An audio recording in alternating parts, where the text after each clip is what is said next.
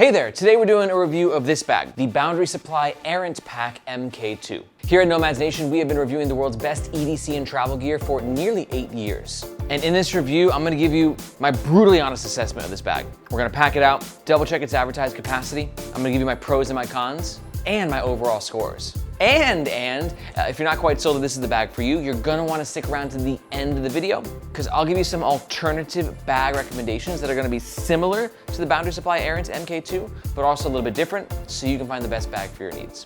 Let's talk about the gist of the Boundary Supply Errant Pack MK2. I have so much to say because I have been testing this bag for the past week and I have such a long-term and emotional relationship with Boundary Supply. And in some ways, Boundary Supply has just been such a joy to use. And in other ways, they have been utterly confounding. And I'll kind of explain all of that throughout this review and also this bag itself. It's not quite perfect, but also having said that, the general theme of this video is gonna be Boundary Supply is back, baby. This is the best bag they've ever made. Again, it's not perfect, but I have been thrilled to experience this bag. With the caveat that understanding it is a Boundary Supply product, so there's going to be some things that are just gonna drive you crazy. Let me run you through some of the top features of this bag, and I'll weave in my Boundary Supply rants throughout the video. We got this one-of-a-kind, cyberpunky aesthetic that only Boundary Supply can do. A top flap opening, which underneath gives you access to an admin compartment and a half-zip opening to the main compartment. We've got 2 external water bottle holders, a killer clamshell style opening laptop compartment, but it has one thing about it that I do not like. We'll talk about that 3 chapters from now. We got a zippered back panel pocket and a back panel and overall harness system that I've got a lot of thoughts on. Boundary Supply claims that the MK2 is 20 liters capacity. Here at Nomads Nation though, we always double check that. Let's do a quick dimensions check now that the bag is fully packed out. We got a height of 18.5 inches, a width of 12 inches, and a fully packed out base depth of 7.5 inches. Now for this capacity check, we only filled out the main compartment with our factory grade measurement balls. Reason being, the front pocket doesn't really have any of its own volume when the main compartment is fully packed out. And same thing with the tech compartment, it's very flush. The main compartment will tell the majority of the story. Let's see what you got. Okay. So you can see just in that main compartment, we're coming in right under 20 liters. So if you do count the little extra space that you get in that front compartment, plus the 2 water bottle pockets and a little bit of space in the laptop compartment, we're definitely at a very comfortable 20 liters with this bag. Boundary Supply claims this bag is 2.28 pounds. I'm getting 2.35 pounds on scale number 1 and the same on scale number 2. As of recording, this bag comes in 2 color options. This is what the bag looks like when it's empty. And here it is fully packed out and worn on the Nomads Nation team. I'm 5'8", and Jason Bagmoa is 6'2". And don't worry, we're gonna pack out this bag throughout the entire review so you can see exactly what it fits. Boundary Supply's warranty situation, a little complicated. If your bag has the old logo, you have a 3-year warranty, but if you have the new logo, you get a limited lifetime warranty. I'll riff about that whole situation in the next chapter. And for all that, this bag runs around 375 USD. And if at any point during this review, you're totally digging this bag and you're thinking about picking one up, we highly suggest doing so with the first link in the description below. 2 reasons why. That link makes sure that you get the best price, and we oftentimes have discount codes. But that link also helps support the Nomads Nation YouTube channel and team so we can keep making the best gear reviews on the web. Thank you very much. Let's talk about the front of the Boundary Supply Errant Pack Mark II. This will be a little rambly because there's a couple of points that I have to touch on, but first of which, we always kick off this section by talking about the aesthetic. And I think this is one of the biggest selling points of Boundary Supply in general, is their unique sort of modern day Indiana Jones, but like Blade Runner, cyberpunk is aesthetic. They just own this, and it's not gonna be for everyone, but if you're watching this, it might be for you. And for me, I just love when a bag brand can really do that. Like combine the old with the new into something that's unique and timeless yet modern. It's really hard to do. And Boundary Supply has been just rocking this style for almost 10 years since they launched the original Errant. But while I love that, we can now transition into the next part of the aesthetic, which is this logo.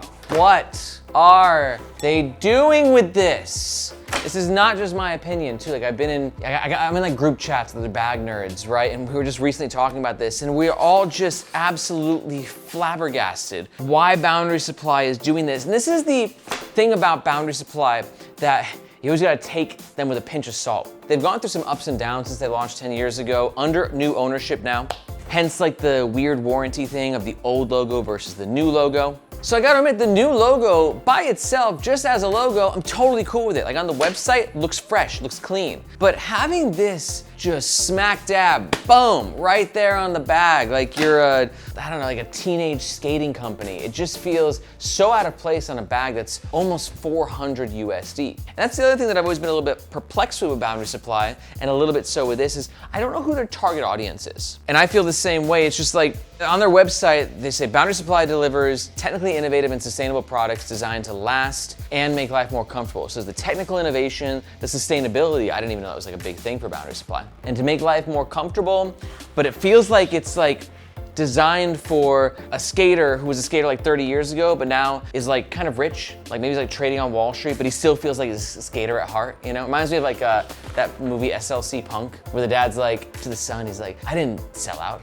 I bought in. This is a bag for someone who bought in, but still, you know, likes to keep it a little punk rock. So that's just my little spiel. But amidst all of that, this is a very good indication that Boundary Supply is on a maybe more clear path, because this bag, like I said, it's the best one they've made yet. And I've reviewed every single Boundary Supply bag to date. Okay, rant over, let's talk about why this bag rocks, but also the things that I'm not crazy about. Primary fabric, this is fascinating. Boundary Supply is using a VX7. VX is made by Challenge Sailcloth, and as that name suggests, it's actually the fabric that sailboats use as their sailcloth. So it's very weather resistant. Water's literally gonna bounce right off of it.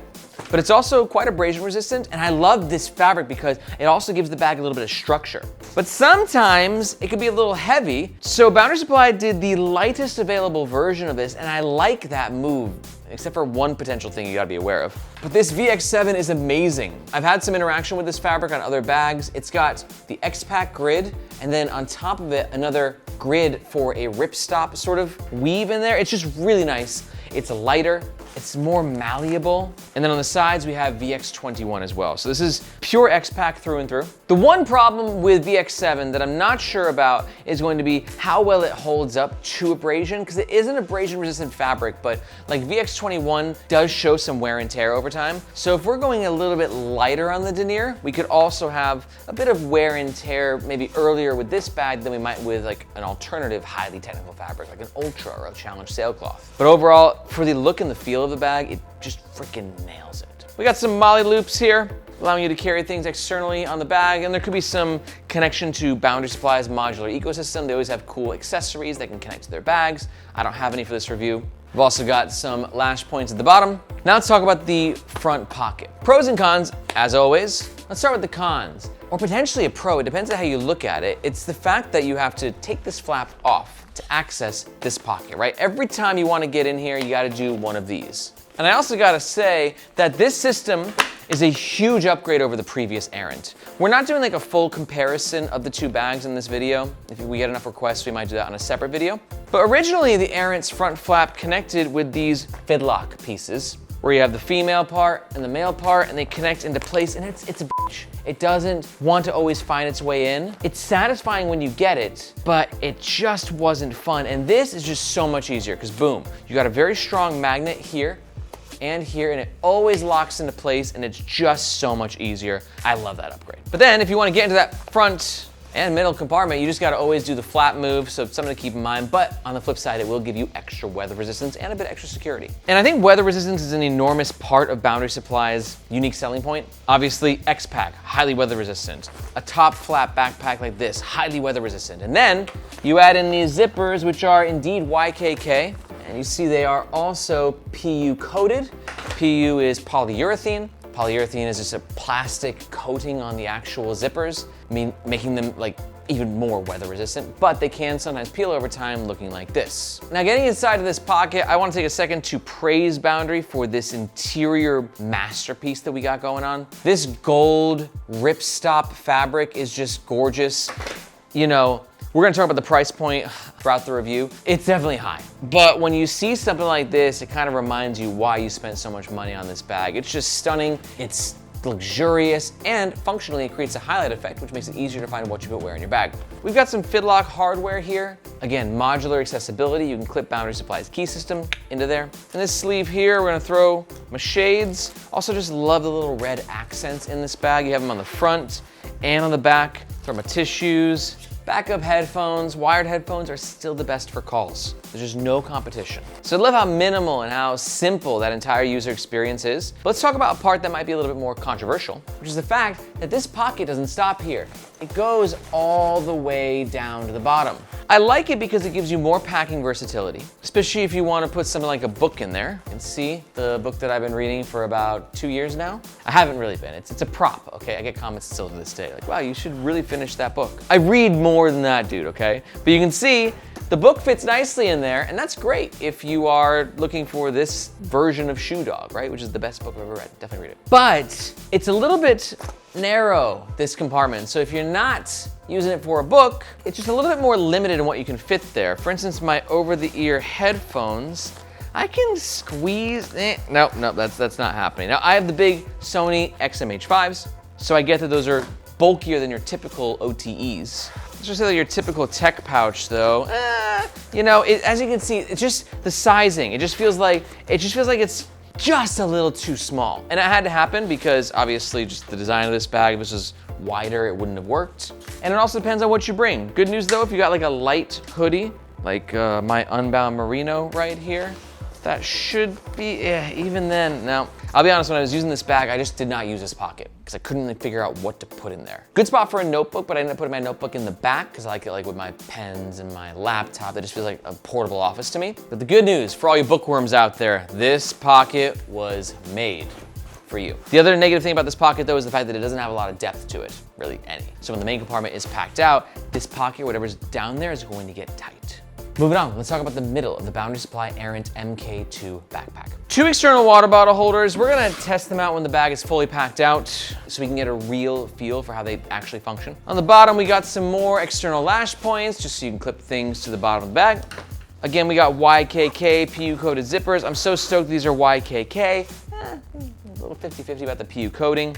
The zipper pulls themselves, kind of funky, kind of fun, easy to grab. Not a bad choice there.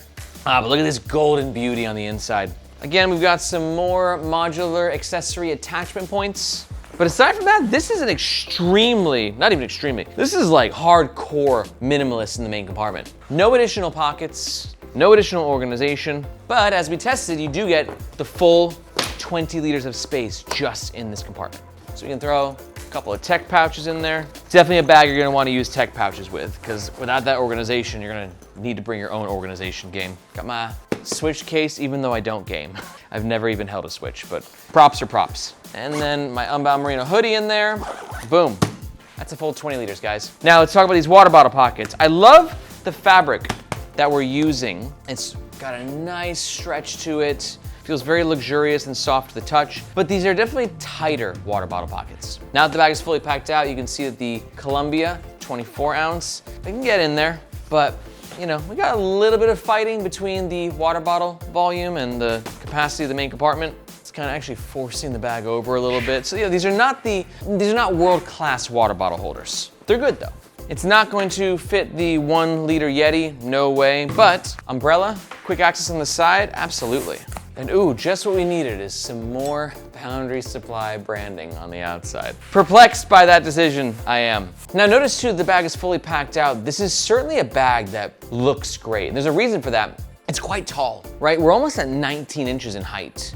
So it's very slender in that sense. And that's why even though you don't have a lot of depth to this bag, it can still pack a punch at 20 liters. And it just looks really nice with that more slender kind of a form. And a lot of these top flap bags, they don't have like zipper closures here, so you got stuff just like rolling out of the top. So this just all works very nicely where no matter how full the main compartment is, everything's gonna be contained in the zippers. So this flap is always gonna be very nice, very flush, and that's going to be functionally and aesthetically. It's just gonna always close and look great because of it. 2 last things. Let's look at some really nerdy stuff, but things that we gotta chat about. Self-standing. This bag is okay at self-standing. It's got a really flat bottom, but it's also very soft. This VX7 is not a very structured fabric. It gives you a bit, but not enough to make it stand by itself. So that means that if you have the bag packed out and you give it like a formidable base, then you can indeed get some decent self-standing out of it. Might give you a little bit of leaning. It's definitely not advertised to be a self-standing bag though, so keep that in mind. And then for the personal item check, this is 18 by 14 by 8 inches.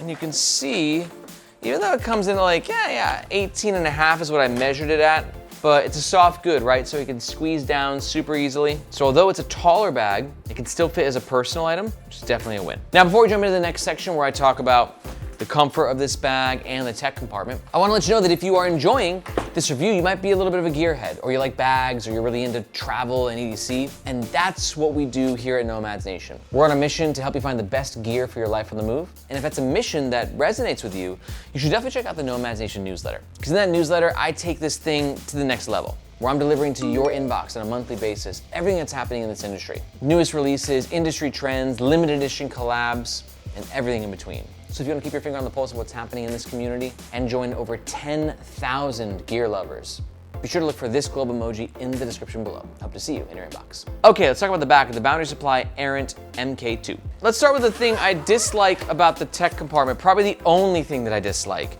is this. Do you see what's happening right now? We can't open full clamshell on this bag. And that's because of this design where these zippers just don't allow the bag to go all the way open. It's just a design flaw. Now, here's the deal, like how often do you need to go full clamshell? Like I use this bag, like I said, for a week. I never did, right? Most of the time, you're just kind of going in like this. You're unzipping, you're grabbing your laptop. Maybe you might have to open it a little bit more to actually get into this pocket or whatever's down here. So it was never actually a functional problem. But if you're getting this bag for that like, a TSA hack, right? Where you can just go like this, like, I hate that. That's pulling on the zippers. It does not make me feel okay. But again, if you don't need that, you might never end up using it. You can also access the main compartment from the back of the tech compartment, which is dope. Top pocket, you got a key leash, and is an ideal spot for some tech stuff. This pocket does give you a bit of volume to it.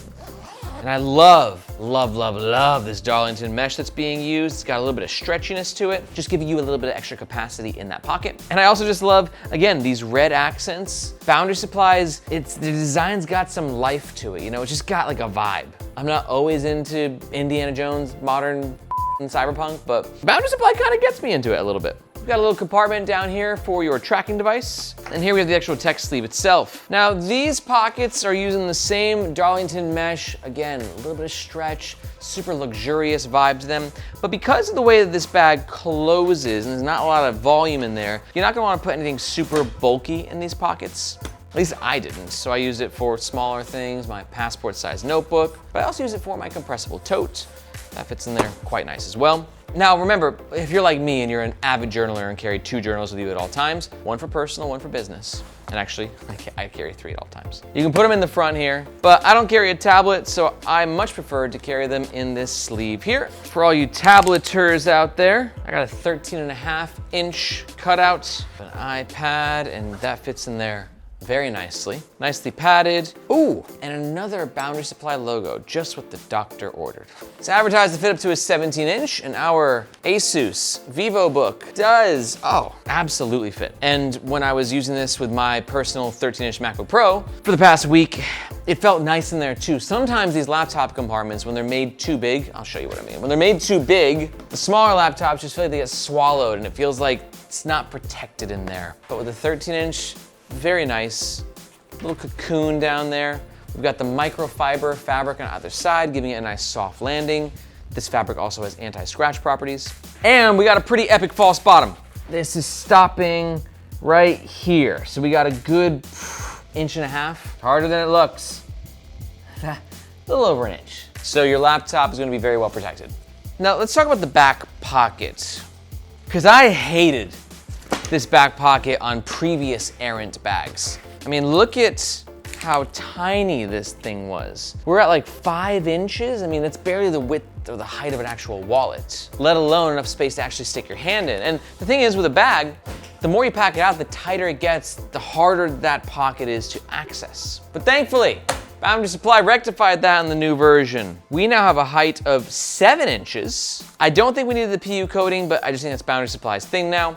And you can see it makes it a lot easier to actually get your wallet in and out, but not like the easiest. It's still tough when the bag is fully packed out. I've seen better or more accessible back wallet pockets. And also, be noted, this goes deep. It goes all the way on the other side. So, you know, trying to get in there, I can almost lift the bag just from how tight that pocket is. And a pocket like this is just awesome for quick access to your wallet, or if you're traveling, your boarding pass, passport, anything that's thin that can fit in there, it's very awesome. And Boundary Supply did something cool where they give you this thing. What is this, you might ask? I assume a makeshift luggage pass-through holder. You just unclip it, get it into place here. Very cool, very nice. Love the red again. Easy to slide on. We got a looseness to it. Oh yeah, it's okay. I haven't tested this yet, so initial thoughts. First of all, you gotta keep the pocket open-ish to utilize. Second, you can see it's not very even. It's on the lower part of the bag. Typically, luggage pass-through is right dead center. So that means you're getting this little, like, Leaning Tower of Pisa kind of situation. And then it's just a little bit loose. You can tighten this. Let's give it a nice little tightening job. Okay, you can tighten it up a little bit, and it definitely helps. But you are getting some pulling on this actual zippered portion, right? So the actual pocket itself. You're doing this, you know, you're going around the airport, it's pulling on that zipper. I don't love that. And although it's unlikely, because I'm messing with it now and it's difficult to undo, especially when it's nice and tight, but technically speaking, this is possible because it's a magnetic buckle that's connecting it. So it could potentially come undone. I'm sorry, dude, you okay? This is a feature that to me looks better on a marketing spec sheet than it actually does function in real life. But I will say it worked. I just think it would have been so much better, like give me one here as well, or instead of. Not my favorite execution. Also, oh my God. We obviously have another Boundary Supply logo here, in case you forgot what bag this is with. It is Boundary Supply. But in case that logo wasn't enough, we have a hidden logo underneath here, little twinsies. Boundary Supply likes their logo. That is one thing I can say for sure about this bag. But now we're gonna talk about one thing that I don't like about this bag, but I freaking love about this bag. And I feel like this is a roller coaster with the ups and downs and things that I like and don't like, but I'm just keeping it real. I love how comfortable this bag was. And I was previously not crazy about Boundary Supply bags. Before, they used to have this like washboard style system, and they used quite a coarse mesh on both sides. Now, a coarse mesh is nice because it's very durable. It feels like, yeah, this is not gonna rip. But it's just coarse, dude. Like if you're rocking this bag and you're, you know, it's a summer and you're in a tank top, or for the ladies out there, like you're just getting, you know, red shoulder effect like cray. So Boundary Supply has turned this ship around. First of all, the washboard effect that you can still see is there, which is great because it's gonna give you a crap ton of ventilation. But it's softer, it's not as hard as it was in the previous versions, and they replace that coarse mesh with this, which is gnarly. It's like a see-through ripstop. I'm gonna try and get this really close, but you can see this fabric is indeed a ripstop right here, but you can completely see through it. It's 100% transparent, and it just looks awesome. It's one of the coolest parts about this bag. It's a little bag nerdy. It's not gonna change the game, but I just love what they did here. And then they chose a different mesh for the lining of the shoulder straps. This is much softer, really nice padding here. The shoulder straps taper down to keep it sexy, but at the top we got the width that we need. We're almost 3 inches, which is great. And then depth of 1 cm, which is perfect as well. And I think this is why I was so jazzed up about the bag, because there seems to be a lot of things that I don't like about it, a lot of things that are gonna just really turn people off of this bag, but it was just so comfortable to wear for me. Oh, and another thing that Boundary Supply fixed that I'm so appreciative of is on their previous bags, the shoulder straps came to a point at the top, and there was like 1 inch between them. And that means when you wore the bag, these two shoulder straps would just be pinching your neck if you wore your bag high and tight like I like to. But now you can see Boundary Supply has completely reconfigured this shoulder strap situation. We've got 3 inches distance, which is perfect. And they still kept the no padding at the top, so there's a lot of nice movement on this shoulder strap. And I just found it so comfortable to wear. And I think that's why I enjoyed this bag so much, because A, I didn't find previous Boundary supply bags super comfy, so it was just such a big upgrade, but B, it was just so comfy in general that I wasn't really caring about, I don't know, some of the other features that were lacking. It's just like, I just found it super comfortable. We have our 5th logo here, because that's Boundary Supply's motto. You can never have too many logos. Lash points for external carry. And let's talk about something that's quite interesting to me, is the fact that there's no sternum strap with this bag, which at $374 USD is aggressive. But it's also funny because I am the sternum strap king. I have a bad back and I don't care. I'm just clipping these things in, and then it really takes a lot of weight off my back. I find it more comfortable, but I never missed it really on this bag. Actually, no, I did sometimes. But overall, it was just so comfy that I didn't need it, which is shocking to me. But what's also shocking is the magnetic chest strap is $24 US. That's not cheap. Shoulder straps, we got some nice hardware. Who you from? We Woojin, perfect. Dangle stopper, keeping the dangle in its place. These are my favorite dangle stoppers, the plastic ones. They just work so perfectly. And I love this actual nylon webbing. It's silky soft. It felt great just to kind of tighten and loosen the straps. You know, if you're spending, almost $400 on a backpack, you want it to feel good, and these are the nicest ones I may have ever felt. I gotta find out who made this. These are great. Oh, I missed something. Top handle, love it. I don't need a big old bulky top handle on an everyday carry backpack at 20 liters. This is perfect. It's not too long that it ever touched my neck when wearing, but it is easy to grab, has a nice feel to it. Same nylon webbing that we're talking about down here is being used here. We got a bit of padding, and it's a great hook handle, which means that you can handle it, but also if you have to hang it up, whether at home or in a not so awesome foreign bathroom, this works perfectly for that. Let's start talking about the most crucial part of this review and jump into my overall pros and cons of the Boundary Supply Errant MK2. Pro number 1 is going to be its one-of-a-kind aesthetic. Pro number 2 is going to be just how weatherproof this bag is. And pro number 3 for me was just how comfortable this bag was. I was blown away, dude. It was a dream to wear. But on the flip side, all bags have cons. Let me tell you about my 3 biggest cons. Con number 1 for me, the luggage pass-through, bit of a fail. Con number 2, the water bottle pockets are a little bit limited when the bag is fully packed out. And con number 3, at $375 USD, this is definitely not a very high value backpack.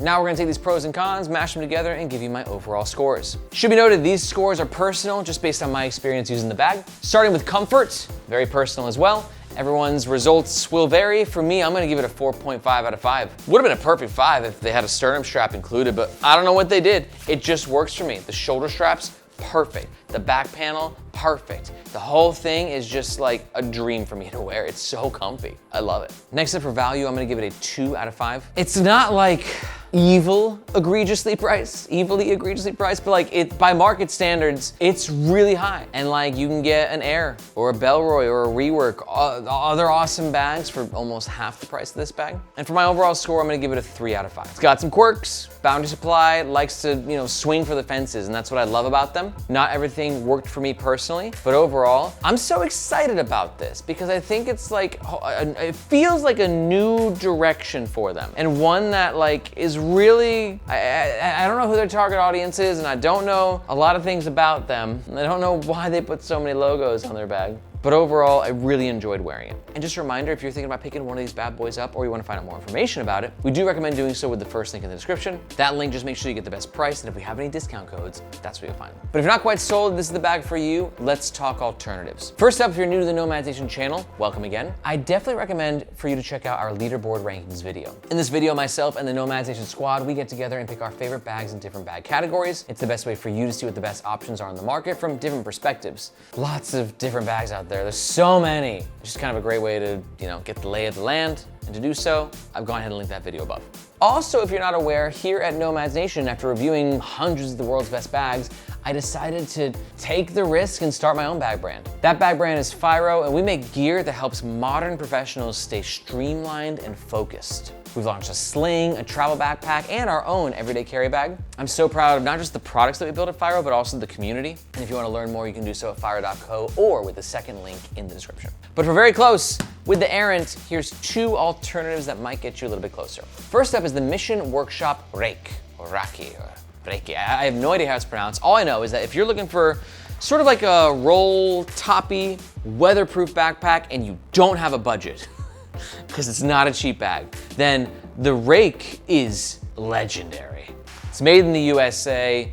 It's almost submergible for how weather resistant it is, and it's just got a killer aesthetic of its own. My second alternative is going to be the modern Dayfarer Backpack V2. Great pick for you if, again, you are really into this aesthetic, right? You just like that classic sort of front flap look, but you want it to be a bit more modernized, a little less cyberpunk, a little more German engineering. Modern Dayfarer, it's a German brand that makes some of the sleekest gear out there. It just looks amazing, functions well, super minimal.